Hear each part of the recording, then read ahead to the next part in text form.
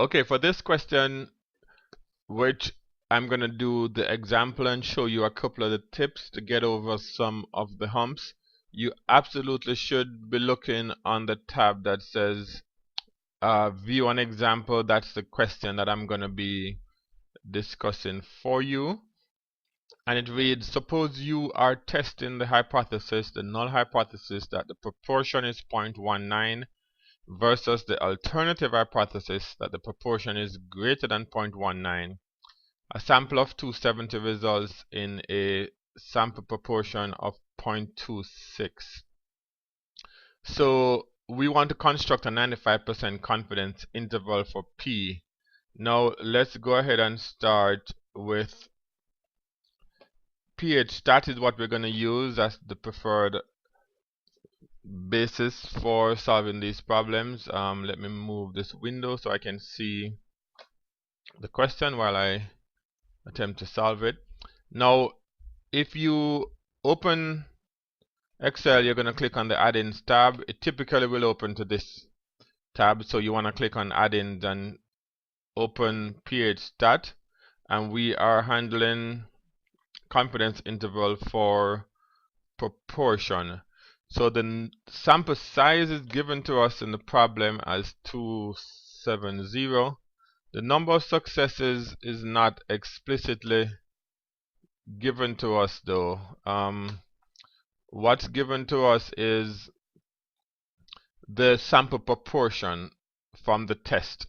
So with a little help, we can calculate what is 270 times the success that we got in the experiment was 0.26.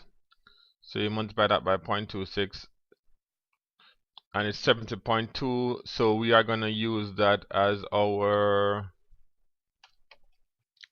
number of successes, and we were asked to do a 95% confidence interval.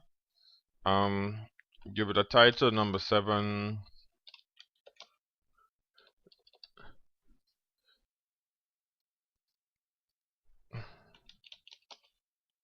Week 7, number 7. So click OK, then it generates this table for you, and the confidence interval, the lower level is shown there, and the upper level is shown there. The question calculates it in a slightly different way, and you want to be sure you are using the correct number of decimal places. The part B says, based on the confidence interval, can you reject H0 at alpha equals 0.025, and you are asked to explain. Now the confidence interval that we found was 0.208 to 0.312. Now if we look at the null hypothesis, is suggesting that the proportion is 0.19, which is not included in the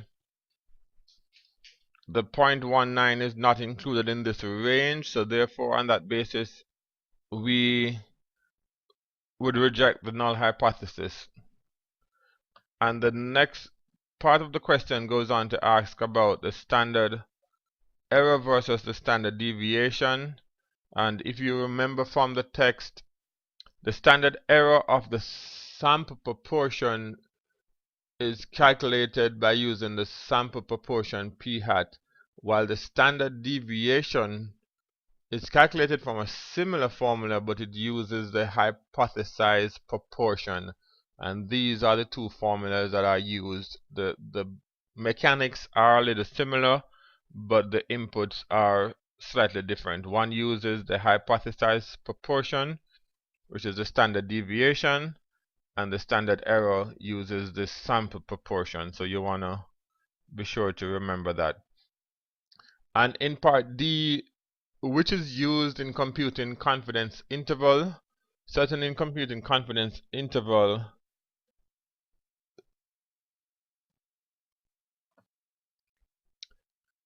the formula for confidence interval is employing the standard error, and all of that is straightforward from the text. So let us know if you have any concerns or questions, and we'll be happy to address them. Alright, thank you.